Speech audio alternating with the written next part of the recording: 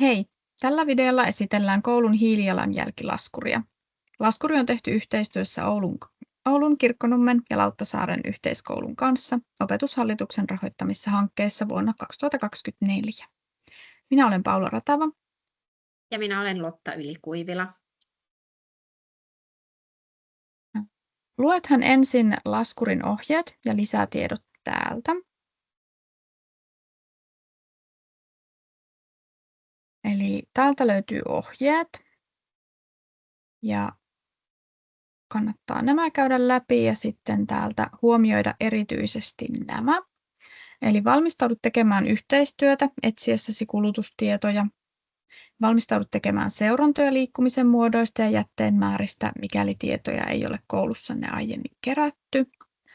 Ja koska tavoitteena on kasvattaa päästöyleissivistystä, olemme tehneet yksinkertaistuksia helppokäyttöisyyden nimissä. Sitten laskuriin. Laskurissa yleisrakenne on se, että tuolla sivun ylälaidassa on perustiedot ja siellä punaisena heti herjaa pakollinen kenttä, koulun henkilömäärä. Eli pakolliset kentät herjaavat tuolla lailla punaisena. Lisäksi tässä yleisrakenteessa niin tuossa ylälaidassa näkyy välilehdet. Siellä on kouluruokailu, koulu- ja työmatkat ja niin edelleen. Noiden välilehtien välillä pääsee siirtymään sillä, että klikkaa tuota nimeä. Tai sitten kun rullaa sivun alalaitaan, niin siellä on painike seuraava. Ihan tuolla lopussa on tulossivu. Sinne mennään lopuksi, kun on täytetty tiedot. Ja sivun vasemmassa laidassa niin on visualisointeja täyttämistäsi tiedoista. Sekä tuolla ihan ylälaidassa sivussa niin on myös laskennallisesti koulun hiilijalanjälki ja sitten seurannassa mukana olleiden hiilijalanjälki sen välilehden osalta, mitä täytät. Ja samoin sitten tuolla perustietojen alla ylälaidassa niin kouluruokailun ja koulu- ja työmatkoja ja niin edelleen, niin niiden yläpuolelle tulee se koko koulun laskennallinen hiilijalanjälki vuodessa osa-alueittain näkyviin. Sitten siirrytään tarkastelemaan tätä lounasvälilehteä tai kouluruokailuvälilehteä. Täällä kaikilla välilehdillä niin noi ruudut kertovat sulle, että mitä sinne täytetään, tai siellä yläpuolella on tekstit, tai sitten tuolla alemmassa on niiden ruutujen sisällä teksti, että mitä täytät. Täytä ensin seurantajakson pituus. Se herjaa taas punaisena, minkä mittaisen seurantajakson haluat tehdä ja kuinka monta henkilöä osallistuu seurantajaksolle. Sitten täytät sinne sen mukaan, mitä on syöty. Ja nyt huomaa, että jos valitsisit tuolta koko viikon, niin sit sun tarvitsee laskea koko viikon syödyt ruokailut yhteen. Eli ilmoitat koko viikon kaikki annokset, jotka on syöty, jos olet valinnut viikon seurantajakson.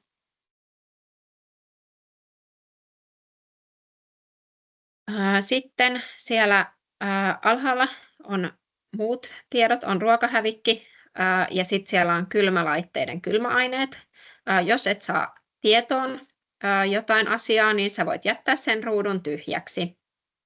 Eli esimerkiksi kylmälaitteiden kylmäaineiden kulutustiedot voi olla, että et saa niitä tietoon, niin silloin sä jätät sen vaan tyhjäksi ja sitten laskuri huomioi ne mukana olevat hiilijalanjäljen laskennassa. Sitten voidaan klikata sieltä seuraava. Siirrytään koulu- ja työmatkoihin. Siellä taas seurantajakson pituus täytetään alkuun ja sitten tuolla ylhäällä on kyselypohja apuna sinisen tekstin takana. Saat kyselypohjan, jota voit käyttää työmatkojen ja koulumatkojen selvittämiseen. Täällä on aina välillä tämmöisiä infopalleroita mukana laskurissa, ja siihen kun viet hiiren päälle, niin sieltä aukeaa lisäselite. Eli infopalleroiden takaa löytyy lisätietoja.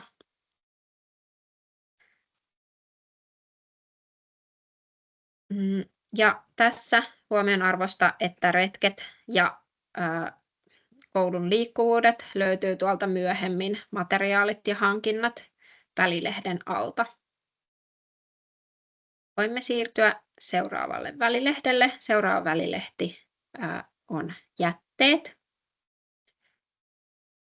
Sinne täytät taas seurantajakson pituuden ja sitten tarvittavat tiedot siellä. Ei katsota tätä välilehteä sen tarkemmin. Siirrytään taas seuraava painikkeesta seuraavalle sivulle, joka on materiaalit ja hankinnat. Täällä nyt taas muistutuksena aina ruutu kertoo, mikä on yksikkö. Ja nyt tähän ei ole kysytty seurantajakson pituutta, vaan täytät koko vuoden osalta suoraan. Kun rullaat täällä sivulla alaspäin, niin täällä on kouluretket ja kansainväliset liikkuvuudet. Eli voit myös tarkastella kouluretkien aiheuttamia päästöjä. Taas seuraava painikkeesta, niin pääset seuraavalle välilehdelle, joka on sähkö ja lämpö. Taas täytät tiedot suoraan koko vuoden osalta. Ja tässä huomionarvoista se, että voi olla, että saat sähkönkulutuksen vaan kokonaiskulutustietona. Silloin sä kirjoitat sen vain tuonne alun sähkökohtaan, et kirjoita sitä myös tuonne sähkölämmitykseen tai ilmanvaihtoon, jos se on sulle ilmoitettu vaan yhtenä lukuna.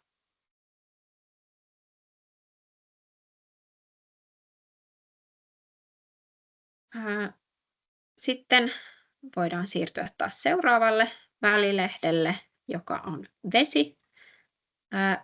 Tänne ilmoitat tiedot, ei katsota tätä taaskaan tarkemmin. Ja nyt pääsemme viimeiselle välilehdelle, joka on tulokset.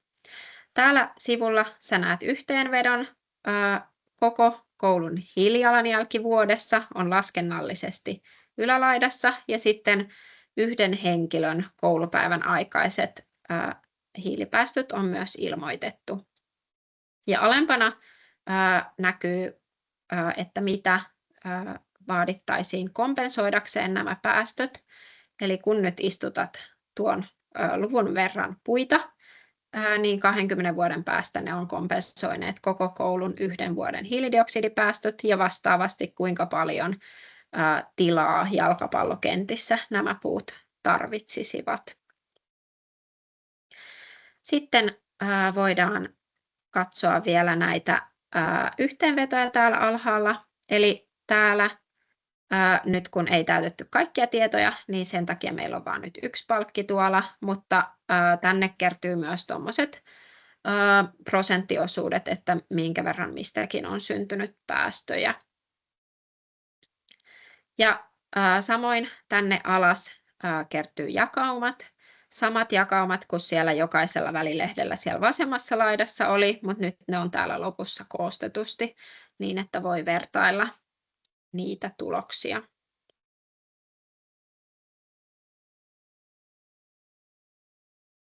Ja täältä pääset myös tulostamaan laskelman niin, että voit esimerkiksi myöhemmin tarkastella tai onko niihin päästöihin tullut jotain muutoksia. Sitten voidaan palata ohjesivulle.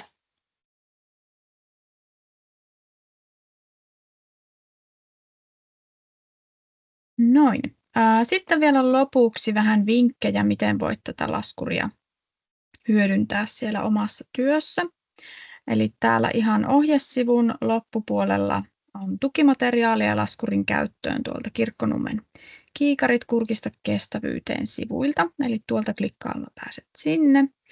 Ja sitten tässä koulun korjausoppaan oppimisympäristössä, niin täältä löytyy myös tehtäviä. Joko tuosta linkistä tai täältä sivulta haet tehtäviä osasta. Ja muistathan, että laskurin voi tosiaan täyttää vain osittain tai kokonaan ihan miten sitä tarvitset. Eli voitte hyvin aloittaa esimerkiksi vain yhden osa-alueen täyttämisestä ja tarkastelusta. Kiitos kuuntelusta ja oikein opettavaisia hetkiä laskurin parissa.